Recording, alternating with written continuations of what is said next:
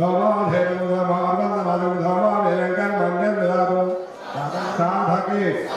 शरण्ये त्र्यंबके देवी नारायणी नमोस्तुते। सर्वेद्धारुणाय ध्यायामि ध्यानोपयामि।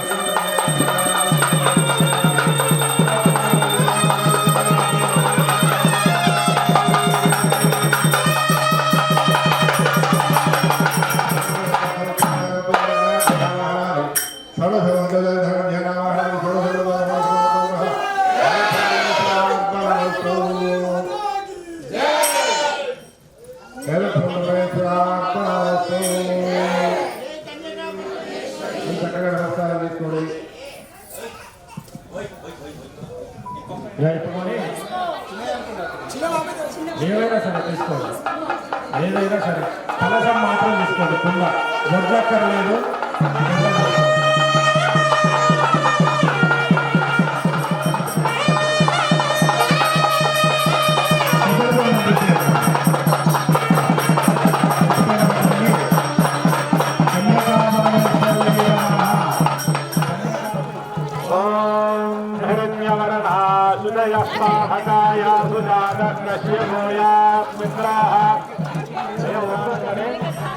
మీ పైన ఎక్కువ బరువులేదు, దయచేసి అమ్మ ఒకరి తర్వాత ఒకరు పోయండి. అమ్మవారు ఎక్కడ పోయి ఇక్కడే ఉంటుంది. మేమని చెప్పి ముందర పడకండి, మంచిగా చేయాలి అనుకుని మాత్రమే ఉండండి. ఏం ఇబ్బంది లేదు, ఏం కంగారు పడేది లేదు. ఇది సమరం తర్వాత 41 బిందెలు పోయాలి, ఏం ఇబ్బంది లేదు, నిదానంగా చేయండి.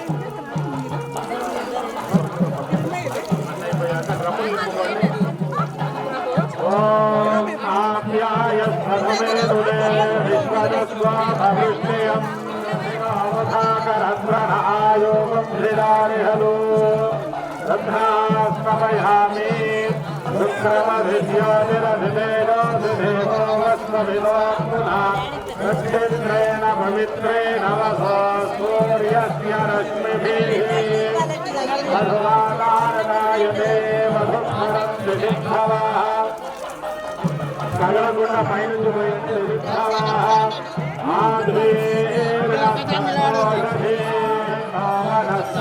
మాధుర్మధుమానుస్తు సూర్యః మాధీర్కామో భవంతః మాధస్మవస్మదివ్యాయ జన్మనే మాధురింద్రాయ సహవేదనాం.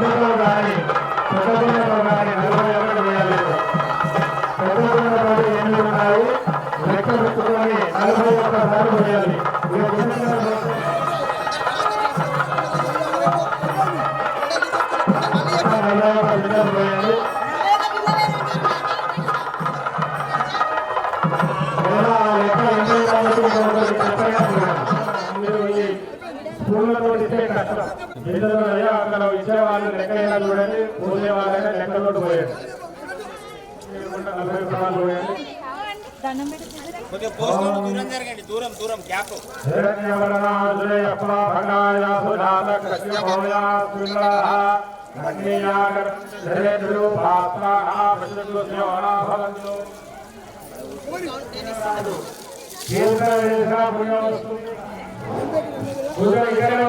భజన చేయండి అందరూ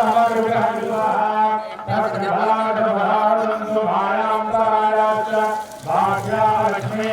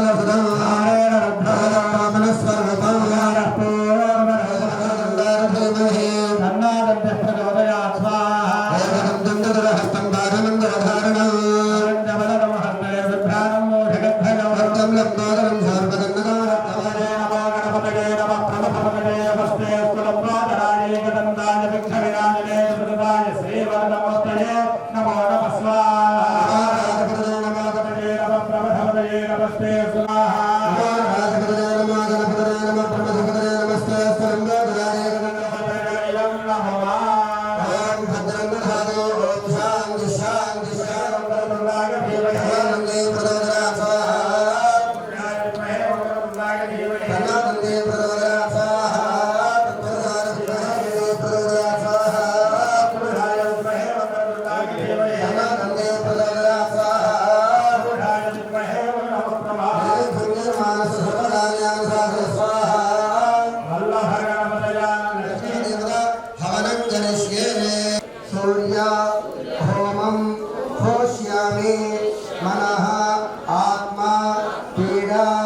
ఉపశాంతయే సూర్యగ్రహాయ ఇదం నమః అనుకుంటూ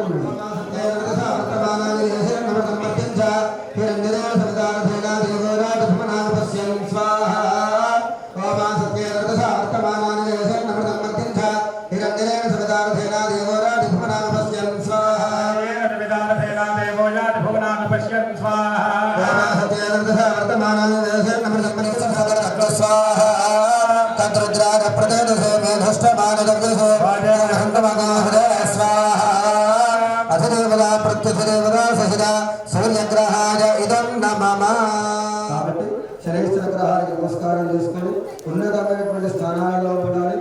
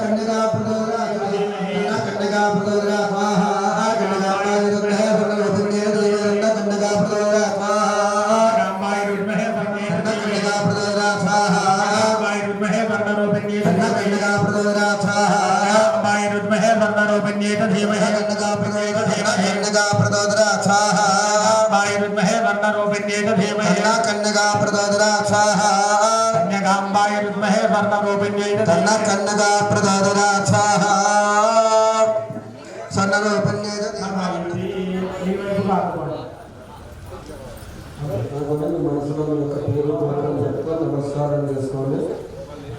ఎవరి కుటుంబంలో అధికారులు కదా వారితోటి హోమం కాబట్టి చెప్పిన అర్థం చేసుకోండి. వేరే వాళ్ళకి అవకాశం ఇద్దాం.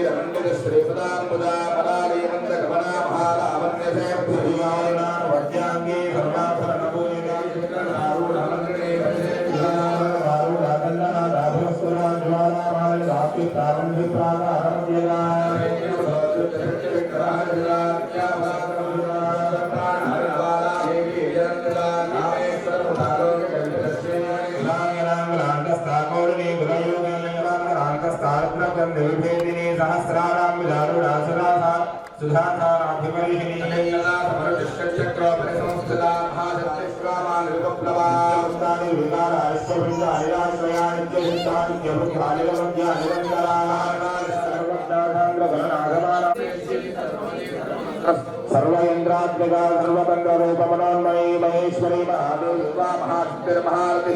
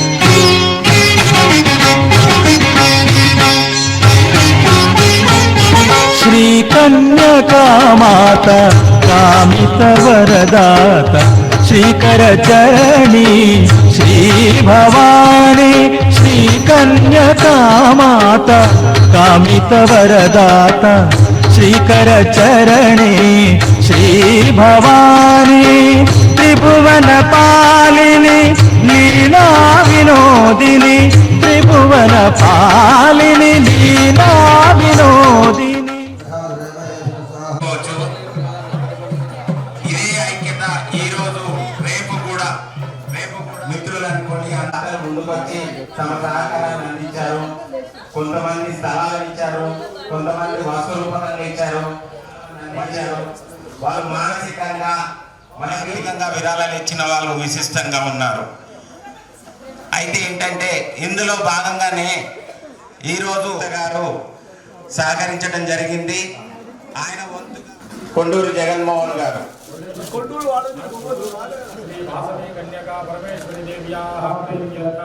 శ్రీ వాసవి కన్యకా పరమేశ్వరి దేవత దివ్య త్రయాంధిక దీక్షాపూర్వక ప్రతిష్టాయాగాఖ్యే కర్మణి శ్రీమాన్ శ్రీమత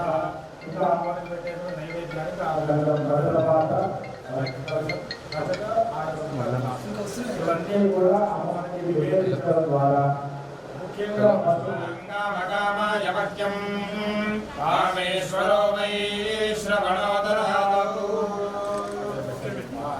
ఒక్కసారి ఇక్కడ చూడండి కర్మణి యథాశక్తి రజత ప్రదానం ద్రవ్యవహం సంప్రదదే నమః.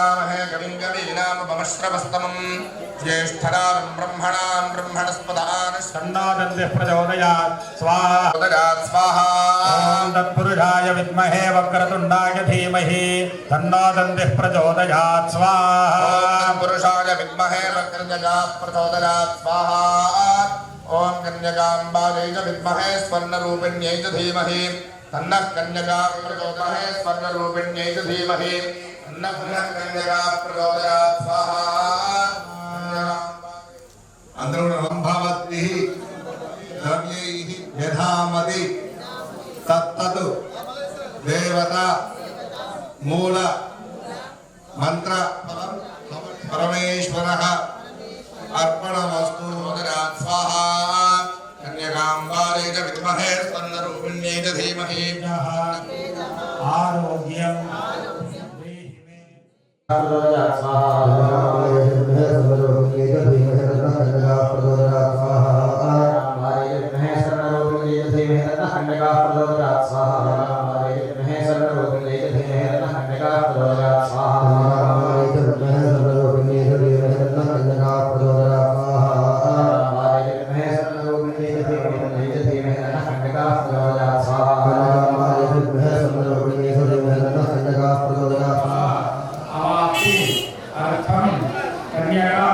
परमेश्वरी महामंत्र होमं करिष्ये मनसो नमस्कार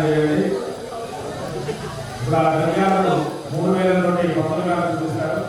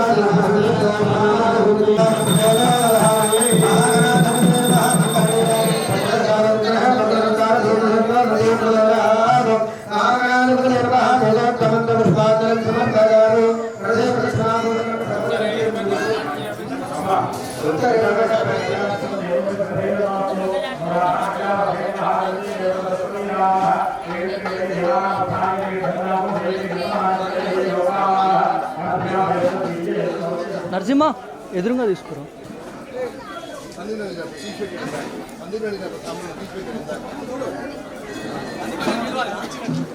అయిపోయింది అయిపోయింది.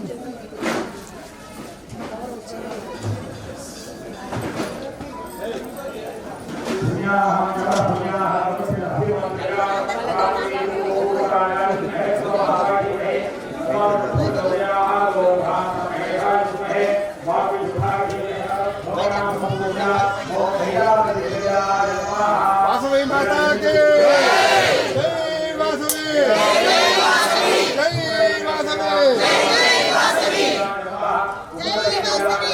जय, वासवी जय, वासवी जय, वासवी जय,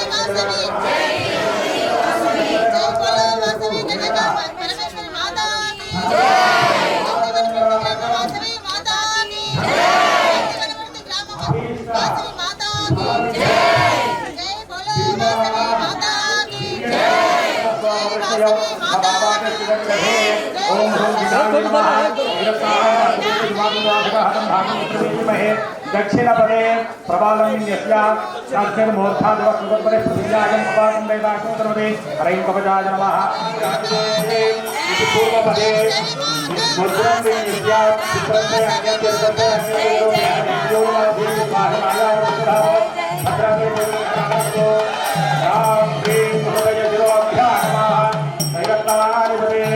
पश्चिमे इंद्रनीरस्य ओम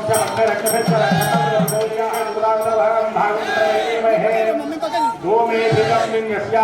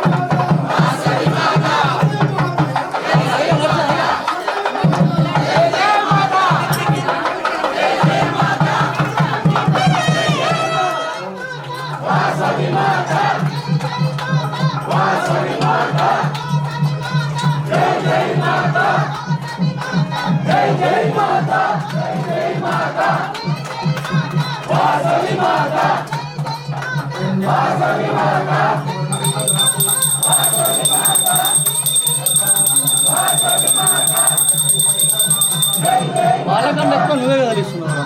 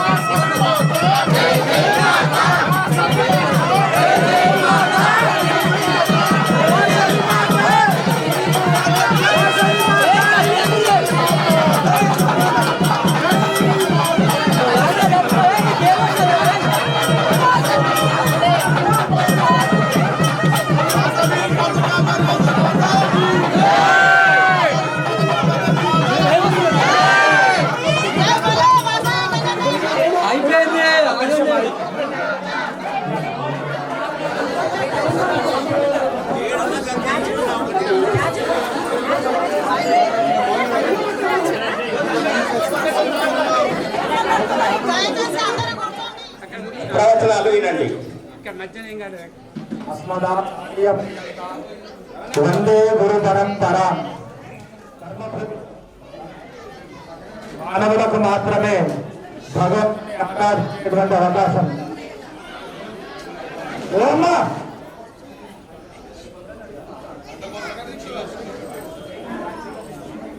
అటువంటి గొప్ప భారతదేశంలో యజ్ఞం చేయడమే కానీ, ప్రకృతినే కానీ, మనుషులనే కానీ, మాతృదేవో భవ పితృదేవో భవ కానీ, అతిదేవో భవ కానీ, ఒక విగ్రహారాధనే కానీ, ఏదైనా కానీ, తపశ్శక్తే కానీ అంతా కూడా ఈ యొక్క భారతదేశంలో మన మూలాలలో ఉన్నది. అందుకు శంకరాచార్య స్వామి వారు అనేక పీఠాలు ప్రతిష్ఠించారు. ఆధ్యాత్మికను మార్గదర్శనాన్ని అనేక రూపాల్లో పీఠాల రూపాల్లో మనకు బోధించి ఉన్నారు. కావాలి సన్మార్గం, మంచి మార్గాన్ని, నిర్దేశతను, మనల్ని భగవంతుడిలోకి ఐక్యం చేసేటువంటి వారు గురువు. ఒక శిశువు పుట్టగానే మలమూత్రాల నుంచి వాటిని కడిగి శుభ్రం చేసి తల్లి ఆ తండ్రికి ఇస్తుందట, పుత్రుడిని ఆశీర్వదిస్తాడట తండ్రి. ఈ యొక్క మలమూత్రాలలో ఉండేటువంటి అరిషడ్ వర్గ రూపంలో మనం ఎప్పుడూ కూడా ఉంటూ ఉంటాం. కామము, క్రోధము, లోభము, మదము, ఆశ్చర్యము, ఇవన్నీ కూడా వాటిలో మనం మునిగి చేస్తూ ధర్మ బోధనలు చేస్తూ ఈ ధర్మాన్ని, హైందవ ధర్మాన్ని, మనల్ని ఎల్లప్పుడూ కూడా సదా రక్షించేటువంటి వారు. అంతేకాకుండా వారు ఈ దేశమంతా తిరిగి హిందూ ధర్మాన్ని నలుమూలలా చాటి చెప్పి అందరినీ కూడా ఐక్యవంతం చేశారు వారు. ఎప్పుడూ కూడా టీవీలోనే మనం చూస్తూనే ఉంటాము. టీవీలోనే కాదు, మన గ్రామంలోనే చాలా సార్లు వచ్చారు. మనకి ఎంతో ధర్మబోధ చేశారు. అటువంటి గొప్పవారు మన గ్రామానికి ఈ ప్రతిష్టా మహోత్సవ సమయానికి రావడం మనమందరం కూడా ధన్యులం. శ్రీ శ్రీ శ్రీ రమణానంద భారతీ తీర్థ మహాస్వామి వారు ఏం చేసి ఉన్నారు అంటే, వారి పాప దర్శ చేతనే మన పాపములను కూడా పలాపంచలవుతాయి. అటువంటి వారు మార్గంలో వారు మాట్లాడితే చాలు, వారు పుణ్యమైనటువంటి మార్గదర్శనం మనకు దర్శనీయమైనటువంటిగా చేస్తుంది. కాబట్టి వారిని వినమ్రపూర్వకంగా వేడుకుంటూ మనకు ధర్మమైనటువంటి కార్యక్రమాలందు, ఇటువంటి ప్రతిష్టాకర్మలందు అన్నిటి యందు వారు అనుగ్రహించగా వారి కొరకు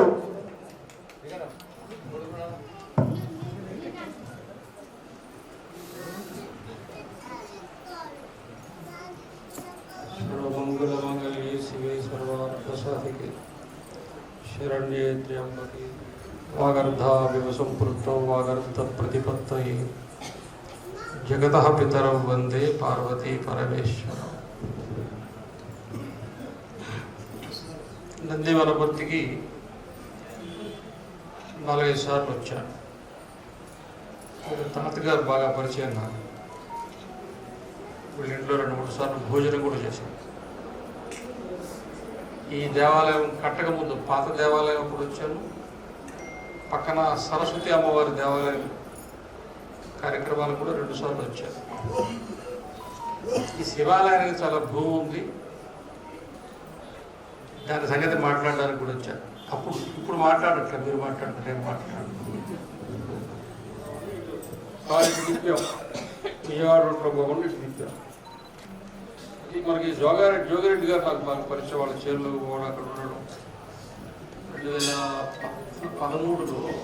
2012లోనే ఈ ఆచారం మండలంలో ఉన్న అన్ని గ్రామాల్లో రథయాత్ర చేశాను నేను. ఇప్పుడు మేమందరం కలిసి తిరిగాము. వాళ్ళ అమ్మగారు అంటే నాకు చాలా ఇష్టం. దూరమ్మ గారు, జోగిరెడ్డి గారు అమ్మగారు, ఆ పేరు మీరు చెప్పారు.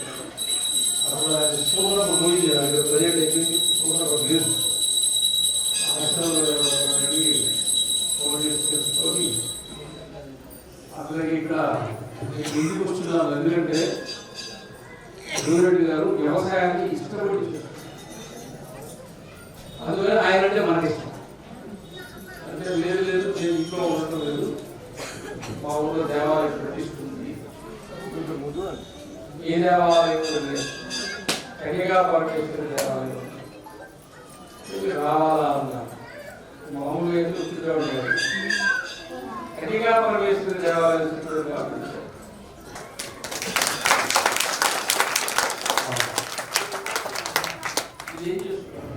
వైశ్యులకు కులదేవత.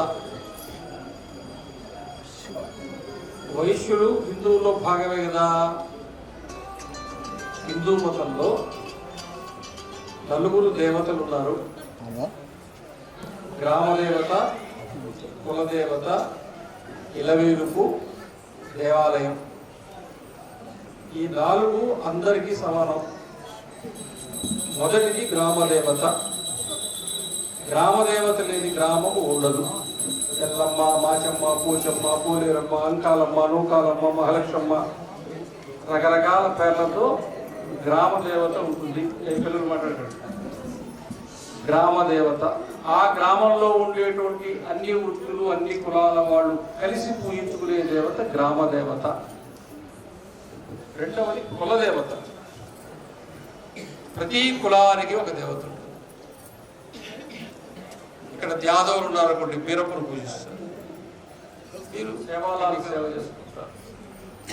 ప్రతి కులానికి కులదేవత ఉంది. ఇక్కడ వీళ్ళున్నారండి, ఎవరు నాయి బ్రాహ్మణులు. నువ్వు నాయి బ్రాహ్మణే? నాయి బ్రాహ్మణులు. నాయి బ్రాహ్మణులు ధన్వంతరిని పూజ చేస్తారు. ధన్వంతరి అంటే ఎవరు? ధన్వంతరి అంటే ఆయుర్వేదానికి ప్రముఖంగా మొదటివాడు అనమాట. ఎందుకని? అసలు మంగళవాళ్ళు అంటేనే వైద్యుడు. అది పోయింది. మంగళవాళ్ళు అంటే క్షవరం చేసేవాళ్ళు కాదు. మంగళవాళ్ళు అంటేనే ఆయుర్వేద వైద్యం చేసేవాళ్ళు.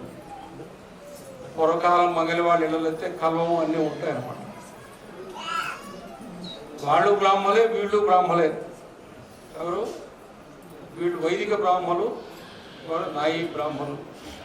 వీళ్ళకి వాళ్ళకి తేడా ఏంటి అంటే, వీళ్ళు అంటే వైదిక బ్రాహ్మణులు యజుర్వేద మంత్రాలతో దేవీ దేవతలకు పూజ చేస్తారు. నాయి బ్రాహ్మణులు సామవేద నుంచి వచ్చిన సంగీతంతో దేవుడికి పూజ చేస్తారు.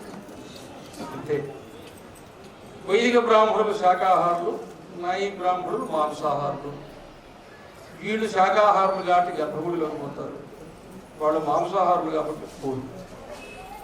అయితే వాళ్ళు బ్రాహ్మణులే కదా, మాంసాహారులు ఎందుకు వేయరు అని మీరు అడగాల వద్దా అని అనుకునే చెప్తున్నారు. నేను మధ్య మధ్యలో నవ్విస్తూ ఉంటాను, మొహం సీరియస్గా పెట్టద్దు నవ్వండి.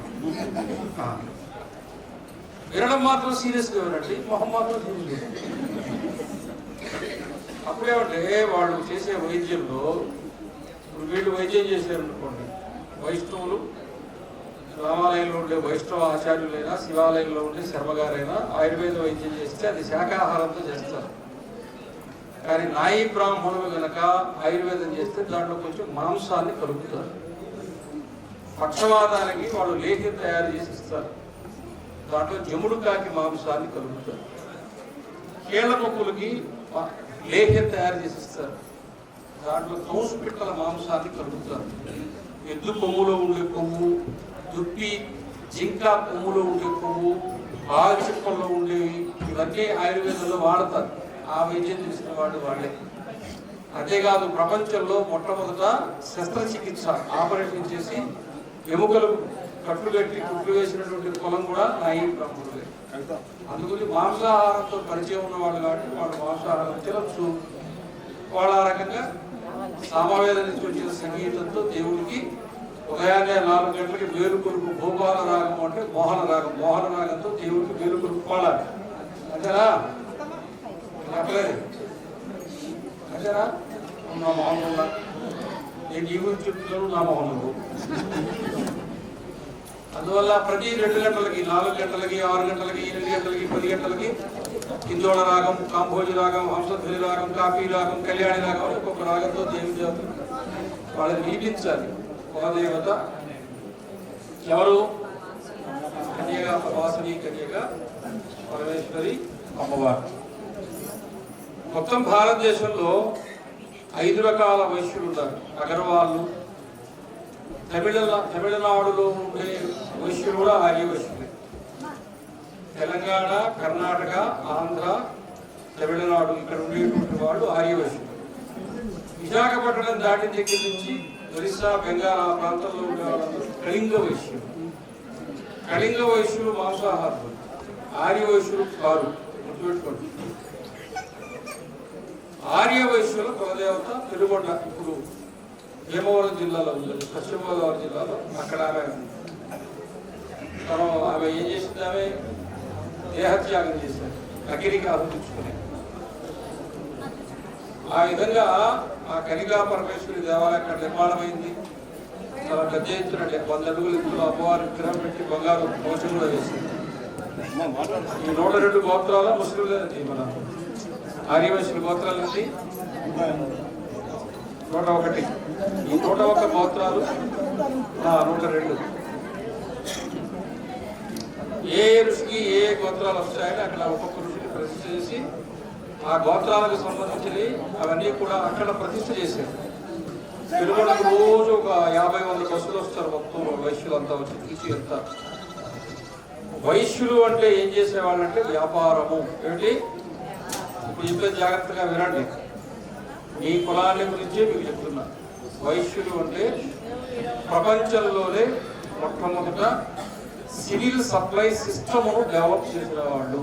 సివిల్ సప్లై సిస్టమ్ అంటే ప్రతి గ్రామంలో ఈ ఒక దుకాణం ఉంటుంది కదా, చౌకధరల దుకాణం, కిరాణా చౌకధరల దుకాణం గవర్నమెంట్. దారిలోనే బియ్యం వస్తాయి, చక్కెర వస్తుంది, గోధుమలు వస్తాయి, నూనె వస్తుంది. నెలలా పోయి కార్డు చూపించి తెచ్చుకుంటారు. దాన్ని సివిల్ సప్లై సిస్టమ్ అంటారు. రామాయణ కాలం నాటికి ఇన్ని వేల సంవత్సరాలుగా భారతదేశంలో, అఖండ భారతదేశంలో ఉన్న గ్రామాల సంఖ్య 13 లక్షలు. ఇప్పుడు మన దేశంలో భారతదేశం ఇప్పుడు 7.5 లక్షలు. ఈ ఇన్ని లక్షల గ్రామాలలో ప్రతి వస్తువు దొరికేటట్టుగా చేసిన కులము వైశ్యులు. తెలుసా?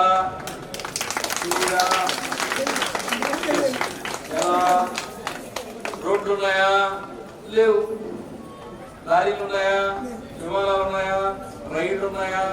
గాడిదలు, గుర్రాలు, గొంటెలు, బండ్లు, పడవలు, వీటి మీద కేరళలో పండించిన మిరియాలని, ఇంకా ఏమేమి ఉన్నాయో సుగంధ ద్రవ్యాలు, కేరళలో ఉత్పత్తి అయ్యేటువంటి సుగంధ ద్రవ్యాలు, లవంగాలు, ఇలాచి, పక్క, మొగ్గ.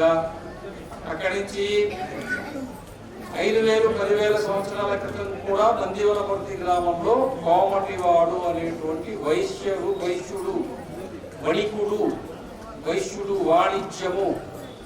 ఆ వైశ్యుడు పెట్టినటువంటి దుకాణములో కొన్ని వేల సంవత్సరాల క్రితం కూడా మిరియం దొరికిందా లేదా, లవంగం దొరికిందా లేదా? దొరికింది. ఇప్పుడు దొరకదు. నందివలపర్తిలో ఇప్పుడు ఈ రోజు దొరకదు. కానీ అప్పుడు ఏం దొరికిందో తెలుసా? పంజాబ్ సింధు ప్రాంతంలో పండించేటువంటి బాసుమతి బియ్యం దొరికాయి. ఇంకా ఆశ్చర్యకర విషయం చెప్తా. గర్భం దాల్చినటువంటి మహిళలు, మన మాతృమూర్తులు అంటే బిడ్డలు బాగా చక్కగా ఉండాలని పాలలో కుంకుమ పువ్వు వేసుకొని తాగేవాడు. ఇప్పుడు కాదులే, ఇప్పుడు టానిక్లు పోసుకొని తాగుతున్నారు, మందులు వేసుకొని తాగుతున్నారా? పిల్లలు వేసుకోవడం, బట్ట ఆ పుట్టేవాడు ఈసుకొని కలవడం ఉంటున్నాడు. పుట్టగానే కళ్ళద్దాలు, అవునా కాదా? అప్పుడు ఆరోగ్యవంతమైన సంతానం ఉండడానికి కారణం మంచి ఆహారం. 1000, 2000, 3000 సంవత్సరాల క్రితం కూడా భారతదేశంలోని లక్షలాది గ్రామాలలో ఉండే కోమట్లు పెట్టినటువంటి దుకాణములు కాశ్మీర్ నుంచి తెచ్చిన కుంకుమ పువ్వులు అందరికీ అందుబాటులో ఉంచారా లేదా? ఉంచారా లేదా? కొట్టండి. చెప్పాలా?